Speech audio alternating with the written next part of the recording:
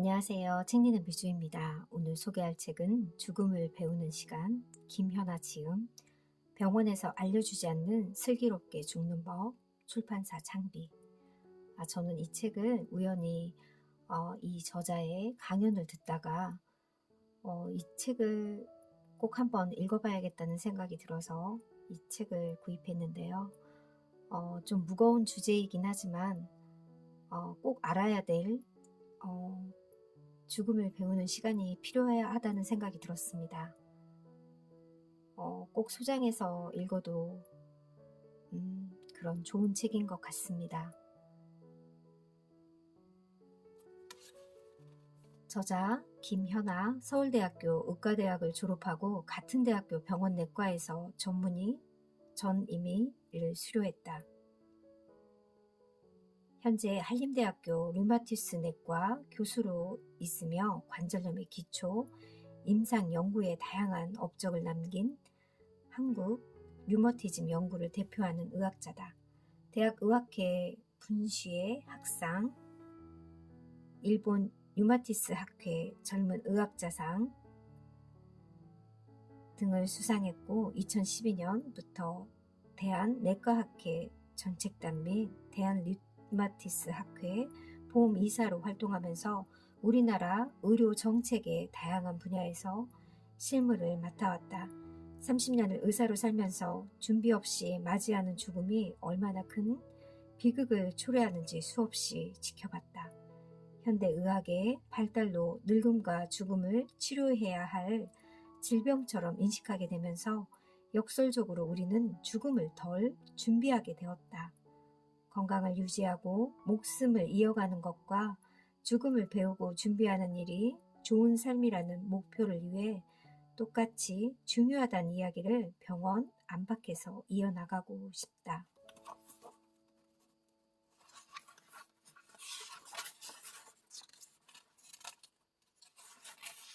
책을 시작하며 웰다잉을 논의하는 많은 책의 목록에 그리고 이런 시기에 감히 또 한 권의 책을 보태겠다고 결심한 이유는 웰다잉의 논의가 무르익었음에도 불구하고 왜 아직도 많은 사람들에게 웰다잉이 요원한지를 이야기하고 싶어서였다. 한 예로 우리나라에서 33만여 명 사전 연명 의향서를 작성했지만 그 뜻에 따라 생을 마감한 경우는 725명에 불과했다. 33만 명에서 실제로 이 뜻에 마감한 사람은 725명이라고 하니 참 실제 적용되는 경우는 아주 드물구나 하는 생각이 듭니다. 어떤 죽음이 바람직한가에 대해서는 이 세상에 사람들이만큼이나 다양한 생각이 있을 것이다. 많은 사람들이 사랑하는 사람들이 지켜보는 가운데 집에서 평온하게 눈을 감는 것을 최선으로 여기지만 그런 행운은 극소수에게만 주어진다. 나는 이 책에서 오늘날 많은 사람이 생을 마감하는 병원 시스템 안에서 목격되는 죽음의 모습들 그리고 그와 관련된 여러 정보를 최대한 솔직하게 전달하려 한다. 이 책을 읽은 이들이 저마다 답을 찾는 노력을 시작할 수 있다면 얼마간 의미 있는 일이 되리라 생각한다. 정말 저는 이 저자의 책을 3일 동안 읽었는데요. 읽는 내내 마음이 너무 아파서 읽다가 좀 생각을 많이 하는 그런 부분들이 참 많았고요. 너무 솔직하게 쓰신 그런 부분들도 참 감사하다는 생각이 들었고 죽음에 관한 책을 제가 거의 한 10권 정도 읽은 것 같은데 이 책이 정말 저에게 더 많이 와닿고 더 죽음을 정말 배우면서 준비해야 되겠다는 생각이 더 많이 들었던 책입니다. 차례 1장 죽음의 장면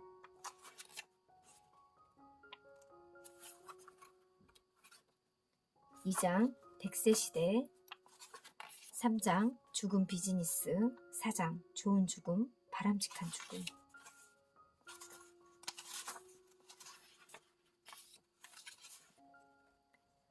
3월에는 대학병원에 입원하지 말라는 말이 있다. 3월은 의과대학을 막 졸업한 신출내기들이 흰 가운을 입고 의사 노릇을 시작하는 달이다. 따라서 시술에 미숙함이 많고 의료사고가 나기도 쉽다는 이유인데 일정 부분 일리가 있는 말이다. 병동 칠판에 쓰여있는 아기 환자들의 변명은 죄다 무시무시한 것들이다. 백혈병, 선천성 심장병, 선천성 대사질환, 내가 직접 아이 둘을 키워보고서야 아이가 건강하게 성장한다는 것이 얼마나 귀한 행운이었는지를 뒤늦게 깨달았다. 그러나 그때는 몰랐다. 몰라도 너무 몰랐다.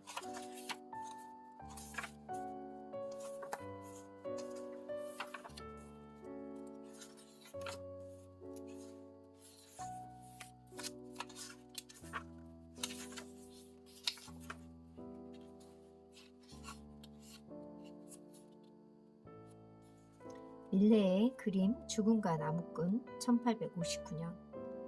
나무꾼은 두 팔, 두 다리, 온몸에 힘을 다해 버티고 있지만 저승사자는 너무도 아무렇지 않게 나무꾼의 어깨에 한 손만 턱 걸치고 있습니다. 이미 승패는 결정이 된 듯하네요. 그림의 오른쪽 이를 보면 지붕에서 연기가 피어오르고 있습니다. 나무꾼이 필사적으로 살아야만 하는 이유입니다. 저 집으로 돌아가서 가족과 저녁 식사를 해야 하니까요. 하지만 저승사자의 왼손에 들린 날개 달린 모래시계는 이제 가야 할 시간임을 알리고 있습니다. 그 어떤 이유로도 나무꾼은 죽음을 피할 수 없습니다. 이 그림은 죽음이 언제나 우리 곁에 있다는 사실을 일깨워 줍니다.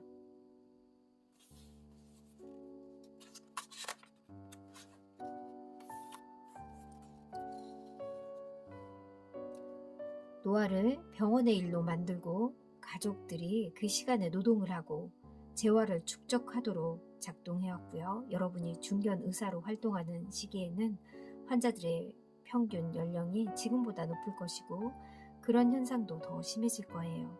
여러분들이 의사 개인으로서 이 거대한 흐름에 거역한다는 것은 쉽지 않겠지만 최소한 죽음을 앞둔 환자의 입장에서 무엇이 좋은 죽음인지를 한번 고민해 보기 바랍니다. 이 그림에는 에밀 놀데의 환자, 의사, 죽음, 그리고 악마 1911년 작품.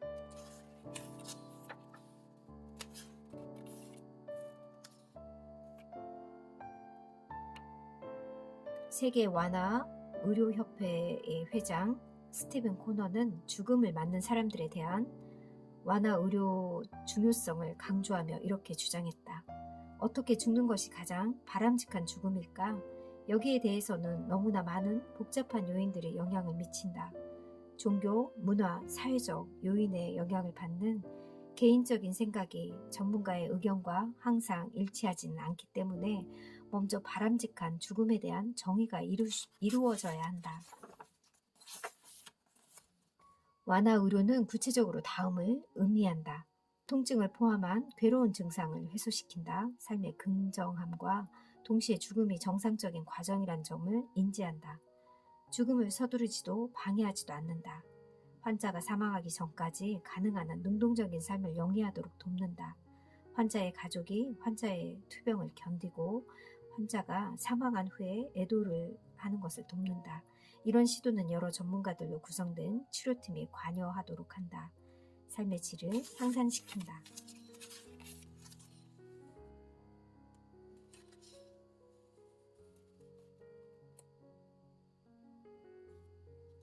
쇠약해진 노인이 사망하는 맨 마지막 단계, 근력 약화에 의한 활동력 저하, 식이섭취 부진, 영양실조 및 탈수에 의한 장기능 저하, 인두근 약화에 의한 흡입과 폐렴, 사망이라는 과정이 모두 처치가 가능한 질환으로 탈바꿈하게 된 것이다. 대다수의 사람들은 모든 신체 기능이 멎는 시점에 와서야 죽음을 준비한다. 아니, 준비 없이 죽음을 당한다. 흔히 말기 상태라고 하면 자동으로 암을 떠올리지만 암으로 죽는 사람은 전체 죽음의 극히 일부에 지나지 않는다. 암에 걸리지 않았다고 불로장생하는 것도 아닌데 암이 아니면 닥쳐올 죽음에 대한 준비할 필요가 없다고 생각한 사람도 있다. 실제로 웨일 다잉, 담론에서는 암은 거의 유일하게 등장하는 주제다. 하지만 우리는 소위 죽는 병이라고 알고 있는 병들을 진단받지 않고는 긴 노화의 과정을 거쳐 결국 죽음을 맞는다. 못 먹고, 못 걷고, 못 먹고, 보행 이상과 앞서거니 뒤서거니 하면서 찾아오는 것이 식욕 감퇴다. 식욕 감퇴 역시 다양한 원인이 제기되지만 정확한 이유는 알 수 없다. 나이가 듦에 따라 여러 신체적 변화가 식욕을 감퇴시키기도 한다. 노화가 진행되면 근육에 비해 체지방이 증가하면서 전신에 미세한 염증이 지속되는 상태가 되는데, 이런 경우 지방세포에서 분비되는 염증 물질이 식욕을 떨어뜨린다. 식욕을 돋는 모든 종류의 신경 전달 물질도 노화에 따라 감소한다. 65세 이상 노인 기준 일주일에 150분 이상 걷기와 같은 중증도 유산소 운동과 저항 운동을 병행하는 것이 좋다. 단백질을 열량 보충제를 함께 사용하면 영양결핍, 노인의 사망률이 유의미하게 감소한다는 사실이 보고된 바 있다. 만성 노인성 통증은 65세 이상의 환자에게 실제적인 기관 손상의 유무에 관계없이 3개월 이상 지속되는 불쾌한 감각이나 정서적 경험이라고 정의한다. 관절염이나 낙상해양, 골절 등의 질환이 없더라도 노인들은 신체 기능이 쇠약해져 인지 기능이 저하돼서 여러 약물을 복용하면서 통증을 경험할 수 있다.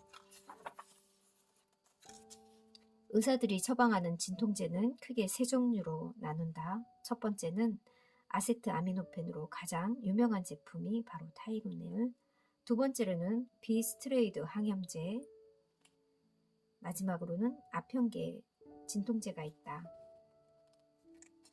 노인 환자에 대해 단기간 사용하는 것은 진통 효과가 있다고 공인되어 구역질, 변비, 인지기능 저하 및 의식 저하 등 부작용이 흔히 동반되며 특히 노인 환자에게는 처방할 때 부작용이 심하다.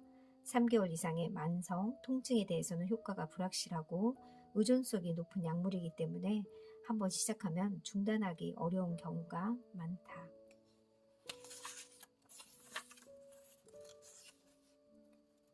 신체 기능이 심각하게 떨어져 와상 상태가 되면 가장 먼저 영향을 받는 것이 근육과 관절이다.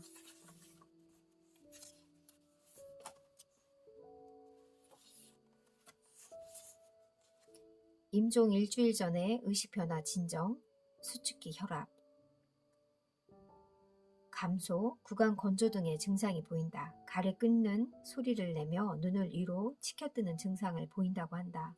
의식의 변화는 진정, 기면 단계를 거쳐 혼수, 사망에 이르게 되는데, 이는 잠들 듯한 편하게 눈을 감는다라는 표현을 의학적으로 설명한 것이다.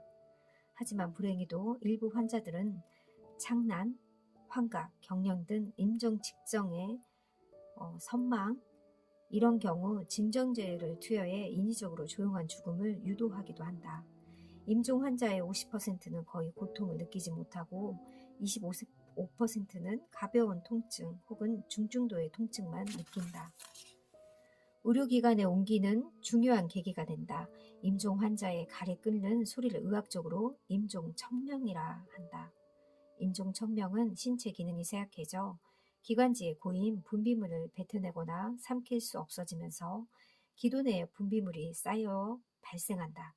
임종을 맞는 환자 절반 정도가 임종 약 17시간에서 57시간 전에 들리는 것을 보고된다. 이 증상이 일어날 때쯤 대체로 의식은 혼수 상태이며 환자는 불편함을 거의 느끼지 않는다고 알려져 있다. 하지만 이를 지켜보는 가족들이 임종의 모습이 트라우마로 남아 환자가 사망한 후에도 수년간 회상될 수 있다고 한다. 이 시점에 도저히 참지 못하고 환자를 의료기관으로 옮기는 순간 연명치료의 굴레에 들어서게 된다. 저는 이 부분을 읽는 것조차도 정말 너무 슬퍼서 마음이 아팠습니다. 임종치료의 두 갈래길, 연명치료와 완화치료에 대해서 자세히 나와 있습니다. 생로병사의 이유를 찾지 마세요. 왜 병에 걸렸는지 꼭 알아야겠어. 그렇게 생각하면서 원인을 찾으려고 하잖아요. 그런데 그 원인을 찾지 말라고 저자는 얘기합니다. 환자들이 의사에게 내가 왜 이 병이 생겼는지, 왜 암에 걸렸는지 이런 질문을 많이 하는데 원인은 모른다고 합니다. 유전자가 30%, 환경적인 요인이 30%, 나머지 40%는 알 수 없는 이유로 발병한다고 합니다. 연명 의료결정법 사용 설명서 이렇게 자세히 나와 있고요. 중환자실에서 생기는 일, 휴지 조각이 된 사전 연명 의료의향서에 대해서도 나오고 이 저자의 아버지에 대한 이야기도 상세하게 나와 있습니다.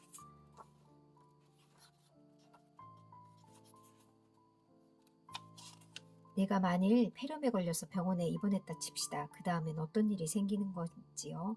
우선 의사들은 방사선 사진을 찍고 혈액이나 가래에 균이 자라는지 검사를 해볼 겁니다. 항생제들을 쓰게 되고 혈액의 상소 농도가 낮으면 산소 호흡기 치료도 하게 되고요. 호전이 안 되면 어르신들은 심폐기능이 전반적으로 약해져 있기 때문에 치료 과정 중에 주입하는 수액을 감당하지 못해서 폐에 물이 차는 경우도 흔히 있어요.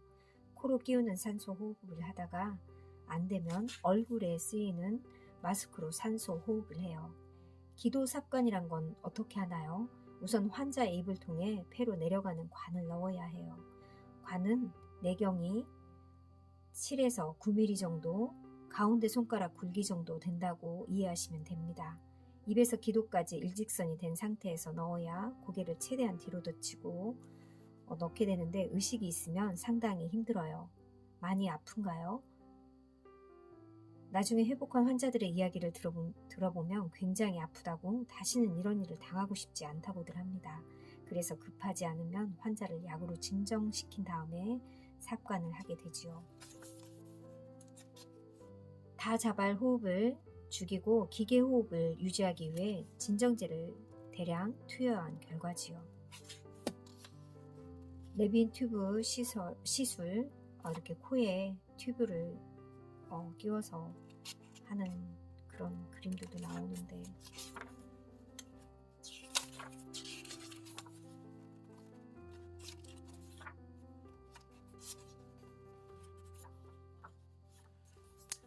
저는 어떤 죽음 페이지 288쪽 드라이빙 미스 노마 91세 할머니의 버킷리스트.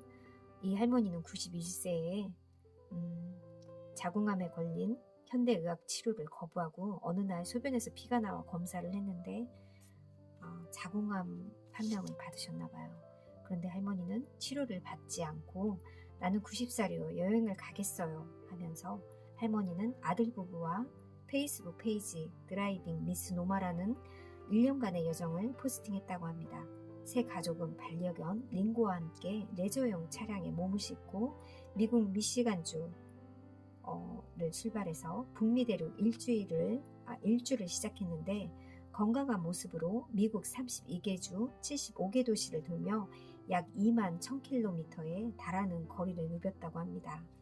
수십만 명의 페이스북 구독자가 할머니의 여행 소식을 받고 사람들이 많이 감동을 받았다고 합니다.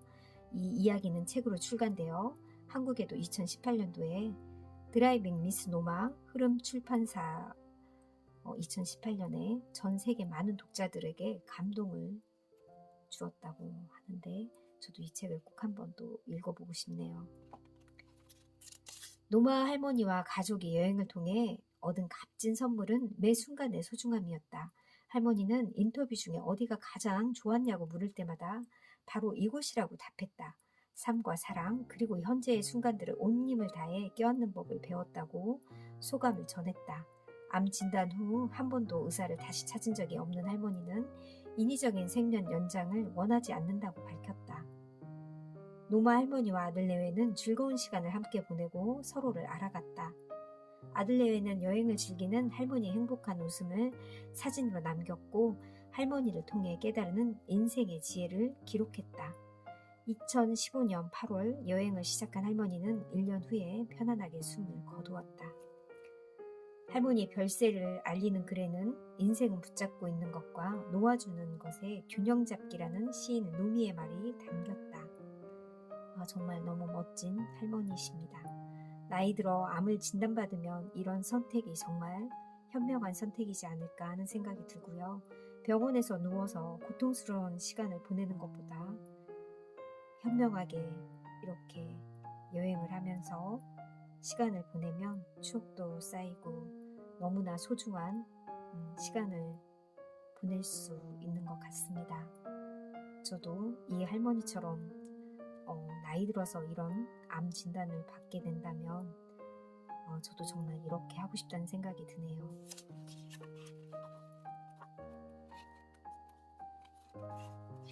치매도 몇 단계가 있는데 내가 치매에 걸린다면 가족들이 알아보는 단계에 알게 되었으면 좋겠어. 그것도 안 되는 상태가 되면 엄마는 이미 죽은 거야.